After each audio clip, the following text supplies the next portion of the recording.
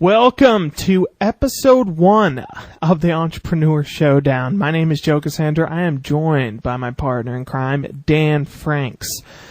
We're going to cover in round 1 the old question, are entrepreneurs born or made? Dan and I, we're going to have disagreeing opinions on this that you're not going to want to miss. And then we go into round 2 where we talk about a piece of content by Andrew Warner interviewing Alexis Neely on why your business should go bankrupt. And then for the main event, we're going to bring in Andrew and ask him those tough questions on bankruptcy. And he's a tough guy when he interviews, so we're sweating a little bit having to interview him. So we'll see how that goes.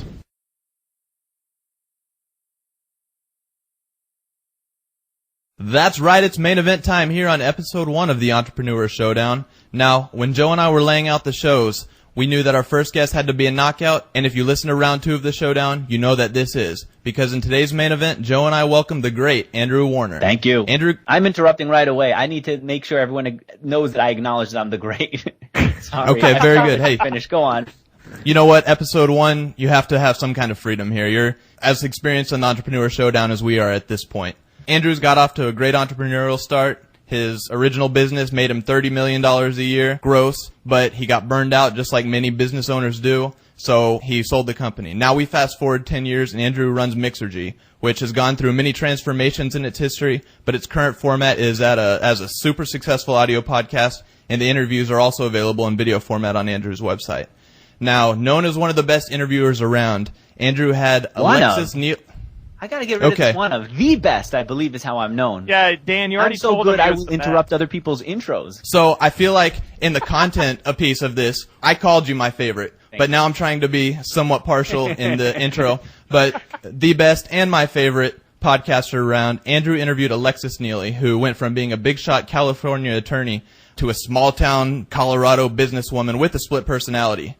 But what Joe and I focused on about this podcast was some of Alexis's tactics in getting from that California attorney to that Colorado businesswoman. Okay. So, Andrew, you've already welcomed yourself, but welcome to the showdown. Thanks for having me on here. And I got to say this. First of all, I do aspire to be. If I'm going to be an interviewer, I want to be the best interviewer out there. But I don't want to force you to say or anyone else to say that I'm the best. What I do want is, if someone says I'm one of the best, I want to understand why. What am I doing where am I falling short of the best?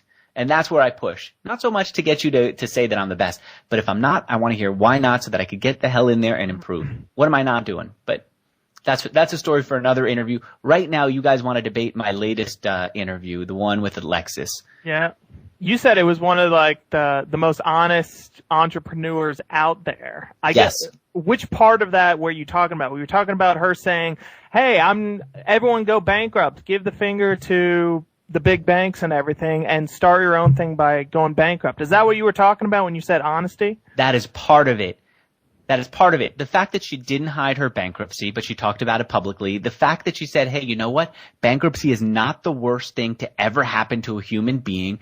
And what she said later on about her sex life, all those things made for an honest interview, for the kind of thing that, frankly, when I go out for drinks here, when I invite people to my office, sometimes to my home for scotch, and we talk openly, they say all this kind of stuff. I want more public conversation about it because, frankly, what I hear when I talk to people privately shouldn't be exclusive to me. If you don't live in San Francisco, if you don't live in Silicon Valley, if you don't live in a major hub, you should not be excluded from these very frank conversations. And if I'm living here, I'm going to hear them. I'm going to hear people talk about it privately, and I'm going to bring it into the interview so you know what's going on. Okay, so Andrew, I want to get right down to why we brought you on. Break it down. What do you feel about her business practices and this tactic of filing for bankruptcy that she self-admitted planned on doing the whole time? I think her exact quote was, "I always knew bankruptcy would be part of my business plan." I don't know that it was so explicit as that she sat down and said, one day I'm going to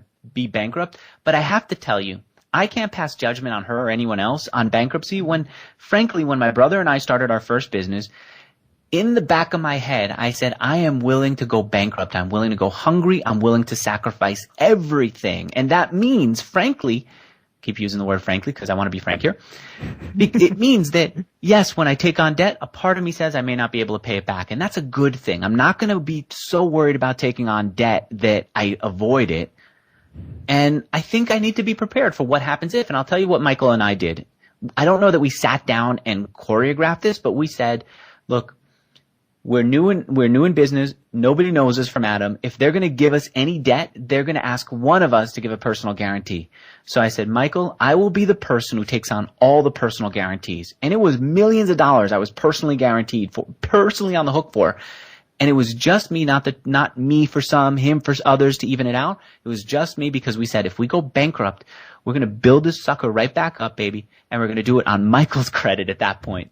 And frankly, to use it again, if I was still not going to be beaten down at that point, if I was going to be bankrupt, if Michael was going to be bankrupt, we would eat $2, we would eat on $2 a day and get by.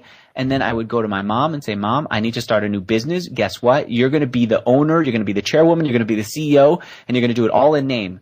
All like junior soprano. Maybe that's a bad analogy here, but it's all in name. I'm coming back. And that's the part that I like about her. I'm not the only one to feel that way. She's not the only one to feel that way. We have to talk about this stuff publicly.